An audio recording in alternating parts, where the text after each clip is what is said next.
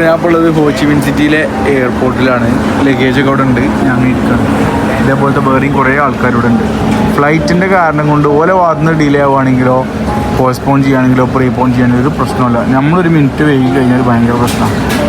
എന്താ പറയുക, corporate matters അവർ നമ്മളെ ഇന്ത്യക്കാരെ മാത്രം പ്രശ്നമല്ല കേട്ടോ.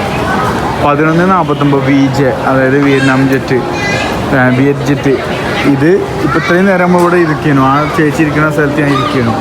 ഇപ്പോൾ നേരം എന്ത് ചെയ്തു, ഫ്ലൈറ്റ് പോസ്റ്റ്പോൺ ഇത് ചേഞ്ച് ചെയ്തിരിക്കണം 2:00 11:49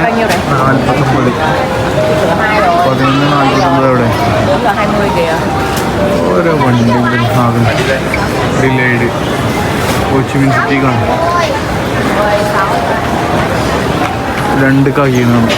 ക്ലോസ് ചെയ്യുന്നതിൻ്റെ 1 മിനിറ്റ് മുന്നേ പോലും നമ്മൾ എത്തിക്കഴിഞ്ഞാൽ ഓല് എന്ത് ചെയ്യൂല, അതിൻ്റെ ഉള്ളിലേക്ക് കയറ്റൂല. ഇൻ കേസ് നമുക്ക് എന്തെങ്കിലും മെഡിക്കൽ എമർജൻസിയോ അല്ലെങ്കിൽ എന്തെങ്കിലും എക്സാമോ എന്തെങ്കിലും സംഭവങ്ങൾക്ക് നമ്മൾ പോവുകയാണെങ്കിൽ പോലും എത്ര കാല് പിടിച്ചു കഴിഞ്ഞാലും ചില സമയങ്ങളിൽ അവരെന്ത് ചെയ്യൂല, അതിൻ്റെ ഉള്ളിലേക്ക് കയറ്റൂല.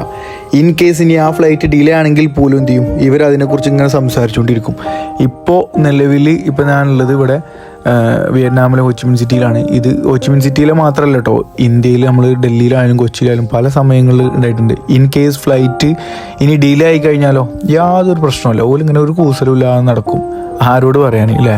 അതായത് എത്രയോ മെഡിക്കൽ എമർജൻസികൾ, ജോബ് ആവശ്യങ്ങൾക്ക് അല്ലെങ്കിൽ വേറെ എന്തെങ്കിലും ആവശ്യങ്ങൾക്കൊക്കെ അർജൻറ്റ് പരമായിട്ട് എമർജൻസിയിൽ പോവുകയാണെന്നുണ്ടെങ്കിൽ പോലും ഇവരതിന് മൈൻഡ് ചെയ്യില്ല. നമ്മൾ കൊടുക്കുന്ന ഫ്ലൈറ്റിൻ്റെ റേറ്റോ ഇപ്പോൾ ഒരാഴ്ച മുന്നേ ആണെങ്കിൽ പോലും ഇപ്പോഴൊക്കെ ഫ്ലൈറ്റിന് ഭയങ്കര റേറ്റാണ്. അതായത് ഒരു 5000 രൂപേൻ്റെ ടിക്കറ്റ് ആണെന്നുണ്ടെങ്കിൽ നമ്മൾ തലേന്നാണ് ബുക്ക് ചെയ്യുന്നതെങ്കിൽ 20,000 30,000 കൊടുത്തിട്ട് ചില സമയങ്ങളിൽ നമ്മൾ എടുത്ത് പോകലുണ്ട് അല്ലേ. കാരണം എന്താ വെച്ച് കഴിഞ്ഞാൽ നമ്മൾ അത്രയും ആവശ്യം ഉണ്ടായതുകൊണ്ടാണ്, എല്ലാവർക്കും പൈസ ഉണ്ടായതുകൊണ്ടൊന്നുമല്ല.